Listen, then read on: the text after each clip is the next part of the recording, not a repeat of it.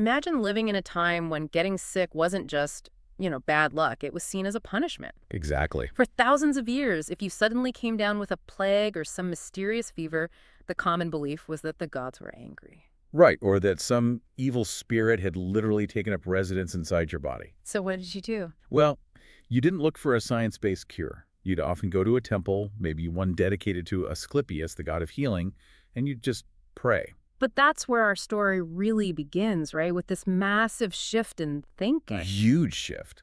Some early Greek thinkers started saying, hang on, what if this isn't about magic? What if we start looking for natural, observable reasons for sickness? And that one simple idea to stop relying on superstition and to just start looking, observing, that created the entire foundation for modern medical science. It did. It moved disease out of the realm of the divine and into the mechanics of the human body. And that pivot leads us straight to the main figure here, Hippocrates of Coast. Active around 460 BCE, he's called the father of modern medicine for a reason. He is. It's because he's the one who formally separated the study of health from religion and pure philosophy. He insisted on treating the body like a complex machine that follows natural laws. So today we're diving into the core ideas that Hippocrates and his school developed that are, amazingly, still part of how hospitals work today. Let's start with the big one, the theory that really dominated medicine for over 2,000 years. The theory of the four humors. That's the one. You hear about it all the time. But it was an incredibly comprehensive system. It sounds a little strange to us now, but this was serious science for them. So what were these four basic substances? They were defined as blood, phlegm, yellow bile, and black bile. Okay. But it wasn't just a list. The Greeks connected everything. Each humor was linked to a season, an element, like fire or water, Right. and even different personality types. Give us an example. How did that work in practice? Well, take phlegm. Phlegm was associated with the element of water and the season of winter, cold and wet. So they believed if you had a cold, it was because you had an excess of phlegm, which made sense because it was cold and wet outside, matching your internal state. So it's a whole worldview, not just a medical chart. Yeah. Health, then, meant perfect balance. Precisely. And disease was an imbalance. Sickness happened when one of those four fluids was either in excess or you didn't have enough of it. So a fever, for instance. A fever was often seen as a sign of having too much blood, which was associated with hot, wet air, or maybe too much yellow bile, which was linked to fire. It gave them a logical, structured way to understand why you were sick. Okay, so if the problem is an imbalance, what's the doctor's goal? What are they trying to do? Their whole job was just to restore that equilibrium. They were kind of like chemical regulators for the body. The treatments were all focused on adjusting those levels, usually through things like diet or specific herbs. This systematic approach is fascinating, and it leads right into what you could argue is the most important tool Hippocrates gave his students. And that's the power of observation. Just looking. That's right. It sounds simple, but it was revolutionary.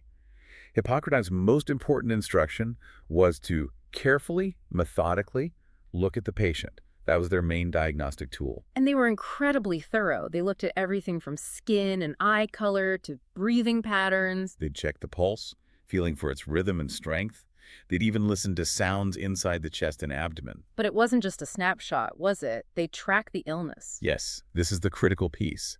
They recorded how the illness progressed day after day for the very first symptom until the patient either got better or didn't.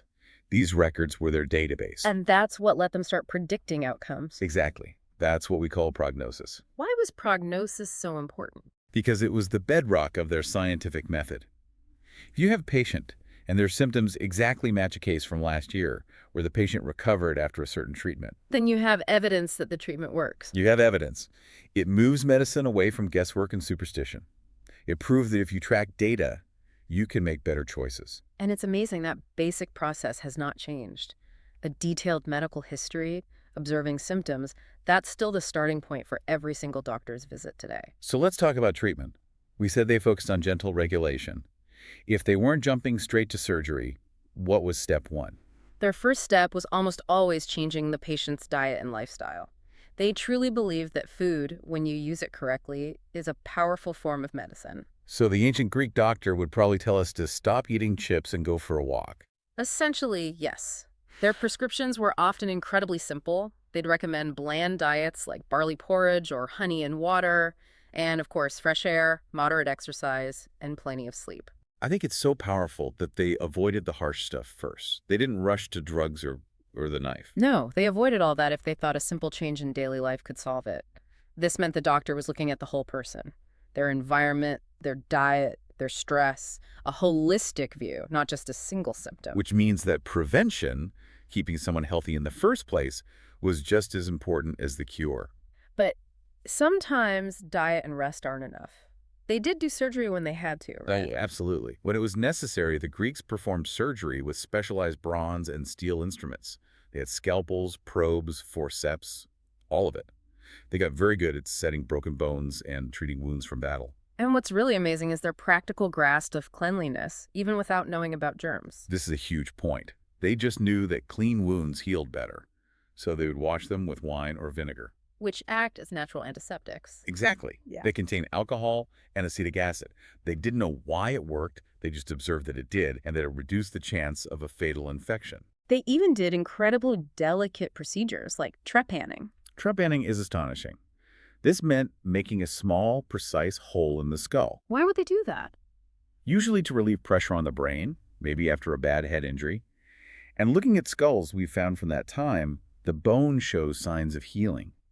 Many patients actually survived. Wow. That shows a really deep practical knowledge of anatomy. It really does. But they didn't just look inside the body. They were also pioneers of environmental health. Hippocrates wrote this incredibly important text on airs, waters, and places. What was the core idea there? The core idea was to stop asking which god is punishing me and start asking what's wrong with my environment. I love that. He argued that the quality of a town's drinking water or the direction of the wind could actually influence what diseases a community got. It was basically the first public health study. So, a doctor arriving in a new town wouldn't just look at the patient, they'd look at a map first. Pretty much. Doctors were encouraged to study the local geography. Is the city built on a marsh? You might see more fevers. Is it on high, dry ground with fresh water? Probably healthier. It directly linked community health to the physical world. So finally, let's talk about the behavioral legacy, because they also created one of the first codes of conduct for doctors. Yes, and this is just as important as the science. Yeah. They set very high ethical standards. Doctors had to keep patient secrets. Private confidentiality was essential. They also had to act with dignity, keep their tools clean. But the main rule, the most famous one, was to always help the sick and to never ever cause intentional harm. And that's all formalized in the Hippocratic Oath. It is a solemn promise that students took when they finished training. It required them to honor their teachers and always put the patient's well-being first, above money or their own comfort. It's just incredible to think about how these ideas survived for over 2,000 years. How did that happen? Well, the Romans adopted these Greek methods. Then, later, during the Middle Ages in Europe, it was Arabic scholars who translated the Greek texts, saved them, and expanded on them. And those translations eventually made their way back to Europe. They did during the Renaissance, and they became the core curriculum at the new universities. And you can still hear that legacy today in our language. So many medical terms like diagnosis or therapy come directly from Greek. And that brings us to today. Most medical students still take a modern version of that oath. They do. That focus on patient health above all else, and that simple, powerful rule to do no harm is the lasting ethical code that still defines the entire medical profession. So in the end, the ancient Greeks shifted medicine from something magical to a systematic, observation-based science. They did. They combined science, an awareness of the environment, and powerful ethics to create a model that fundamentally changed the world and, still shapes the healthcare you get today. It really raises a powerful question. If the best medical care still relies on a doctor taking time to observe the whole patient and their lifestyle, are we sometimes too quick to look for a magic pill instead of looking for balance? Good luck with your studies.